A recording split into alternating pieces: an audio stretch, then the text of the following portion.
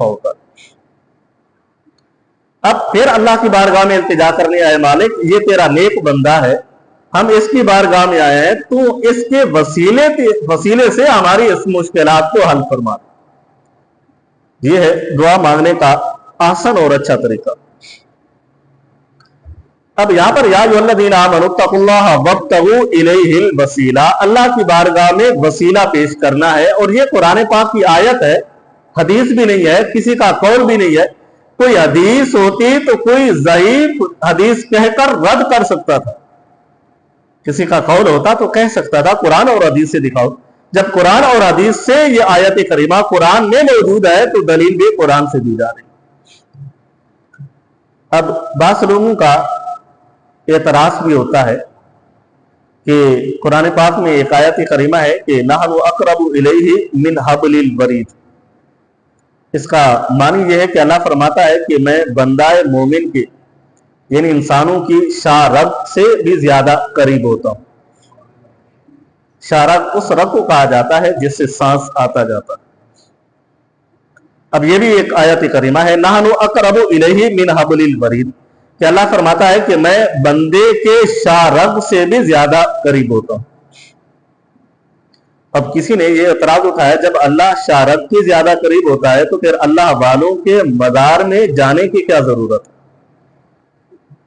ٹھیک ہو گیا، یہ ایک اعتراض بنا۔ اور دوسری آیت کریمہ بھی ہے جہاں پہ اللہ رب العزت نے فرمایا کہ وَمَا نَعْبُدُهُمْ إِلَّا لِيُقَرِّبُونَا إِلَى اللَّهِ زُلْفَىٰ، کہ کافر جو تھے، بت پرست جو تھے، ان سے پوچھا جاتا تھا کہ بتوں کو سجدہ کیوں کرتے ہو؟ وہ کہتے مَا نَعْبُدُهُمْ إِلَّا، ہم ان کی عبادت نہیں کرتے مگر اس وجہ سے کرتے ہیں کہ یہ ہمیں اللہ کے قریب کر دیتے ہیں۔ کافروں سے یہ قول نقل ہے، یہ بھی قرآن پاک کی آیت ہے۔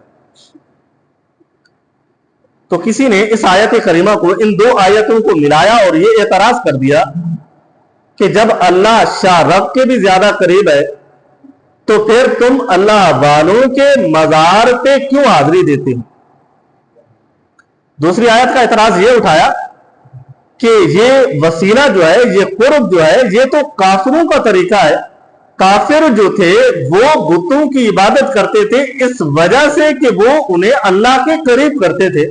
آج تم بھی اللہ والوں کے مزار پہ جاتے ہو تو تم بھی قرب حاصل کرتے ہو، تو یہ طریقہ کسی مسلمان کا نہیں ہے۔ یہ دو آیتیں ہیں اور ان کا اعتراض ہے۔ اب پہلی آیت کا جواب قرآن پاک کی اس آیت کریمہ سے ملتا ہے کہ اِنَّا أَرْسَلْنَاكَ شَاهِدًا وَمُبَشِّرًا وَنَذِيرًا۔ یہاں پر آگے اللہ رب العزت نے فرمایا کہ داعیًا إِلَى اللَّهِ بِإِذْنِهِ وَسِرَاجًا مُنِيرًا۔ حضور صلی اللہ علیہ وسلم کی ان آیتوں میں شان کو میرے رب نے بیان فرمایا۔ ہم نے تمہیں خوشخبری سنانے والا، عذاب کا ڈر سنانے والا بنا کر بھیجا، داعیًا إِلَى اللَّهِ بِإِذْنِهِ، اللہ کے حکم سے لوگوں کو اللہ کے قریب کر دو۔ داعیًا إِلَى اللَّهِ بِإِذْنِهِ۔ اب حضور صلی اللہ علیہ وسلم اس آیت کریمہ کا مفہوم یوں سمجھ لیجئے کہ حضور صلی اللہ علیہ وسلم کو اللہ نے اس وجہ سے بھیجا کہ جو لوگ ہیں انہیں کلمہ طیبہ پڑھا کر اللہ کا قرب نصیب فرما دے، اللہ کے قریب کر دے۔ اب اس آیت کریمہ میں جو نحن اقرب الیہ من حبل الورید، کہ اللہ شاہ رگ کے بھی زیادہ قریب ہے، تو جب اللہ شاہ رگ کے زیادہ قریب ہے تو حضور صلی اللہ علیہ وسلم کو اللہ نے داعیًا الی اللہ بِإِذْنِهِ بنا کر کیوں بھیجا تھا؟ جب اللہ شاہ رگ سے بھی زیادہ قریب ہے، اللہ رب العزت ہماری جو سانس ہے، سانس والی جو نالی ہے، اس سے بھی زیادہ قریب ہے۔ جب اللہ اس سے زیادہ قریب ہے تو پھر میرے محبوب کو اللہ نے داعیًا الی اللہ بِإِذْنِهِ کیوں بنا کر بھیجا تھا؟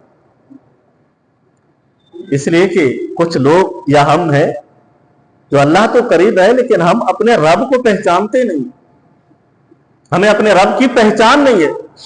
जिस तरह अपने रब की पहचान करनी हो तो उस तरह से हम अपने रब को पहचानते नहीं, तो अल्लाह वालों के मजार पर जाते हैं, अल्लाह वालों का कुर्ब हासिल करते हैं, क्योंकि उन्होंने अपने रब को पहचाना हुआ होता है, तो वो हमें अपने रब की पहचान वाला रास्ता बता देते हैं,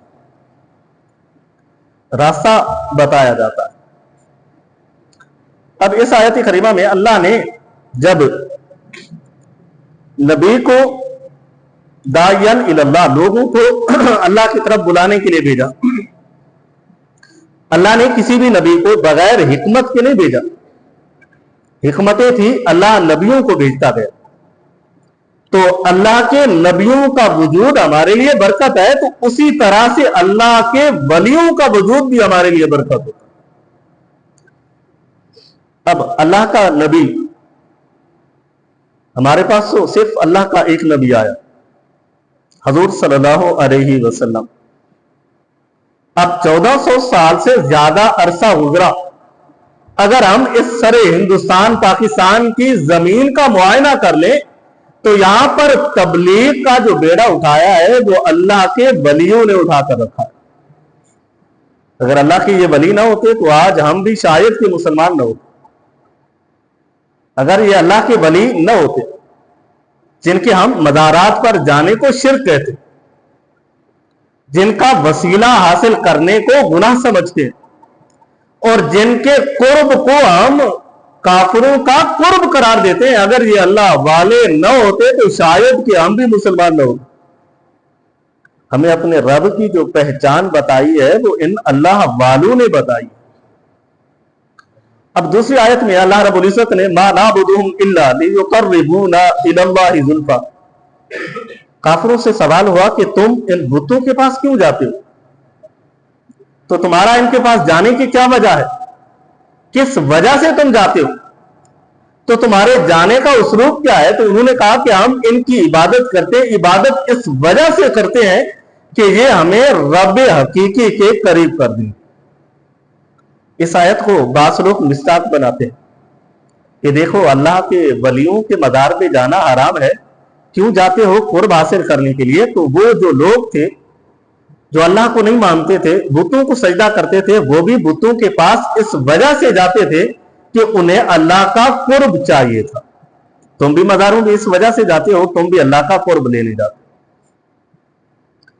अब इस आयत करीमा के जवाब की दो तरह से है। एक तो उन्होंने कहा कि मा नाबुदुहुम इल्ला, कि हम उनकी इबादत करते हैं, हम उनको सजदा करते हैं, हम उनको खुदा समझते हैं, तो हम इस वजह से मा नाबुदुहुम इल्ला कि हम उनकी इबादत करते हैं। आज हम में से कोई शख्स भी किसी वली की मज़ार पर इबादत के नजरिए से नहीं जाया था। तो ये अकीदा लेकर नहीं जाता कि मैं जाकर अल्लाह के वली की इबादत करने जा रहा हूं। और वो जो बुत परस्त थे, वो जो काफिर थे, वो इन बुतों के पास जाते थे इबादत करने। और हमने आज तक किसी वली के मज़ार को इबादत गाह नहीं बनाया, उनको सजदा करने वाला, उन्हें सजदा नहीं करते, उन्हें मस्तूब नहीं समझते, उन्हें खुदा नहीं समझाते। जब हम उनकी इबादत नहीं करते तो ये आयत कभी भी अल्लाह वालों के खिलाफ फिर सही अंदाज से या किसी तरह से भी साबित नहीं हो सकती। फिर उनका तरीका था लियुक़र्रिबूना इलल्लाहि ज़ुल्फ़ा, कि हम इबादत करते हैं इस वजह से कि वो हमें अल्लाह के करीब कर दें।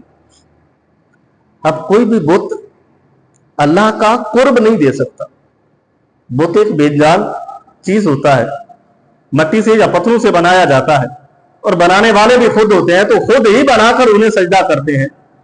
तो वो कभी अल्लाह का कुर्ब दे ही नहीं सकता, क्योंकि उसके अंदर वो सलाहियतें नहीं होती, उसके अंदर वो कैफियत नहीं होती, उसके अंदर वो ताकत नहीं होती कि वो अल्लाह के करीब हमें कर सके, क्योंकि वो बेजान चीज होता है।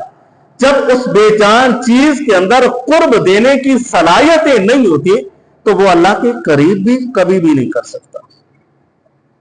और हम जिनके पास जाते हैं वो अल्लाह के करीब भी होते हैं, वो अल्लाह के करीब कर भी दिया करते हैं। अल्लाह के बुलंद आवाज से कह दें, अल्लाह के वो करीब भी और करीब कर भी قریب ہوتے ہیں اور قریب کر بھی. تو ہمارے جانے کا نظریہ، اگر ہم میں سے کسی شخص کا یہ نظریہ ہو کہ ہم انہیں عبادت کرنے جا رہے ہیں تو ہم ہیں ہی دائرہ اسلام سے خارج. ہم تو دائرہ اسلام سے خارج ہیں، ہم تو کافر ہیں.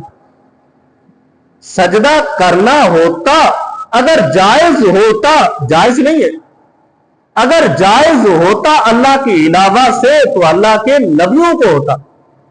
جب اللہ کے نبیوں کو سجدہ کرنا حرام ہے تو اللہ کے ولیوں کو سجدہ کرنا بدرجہ اولا حرام ہوتا.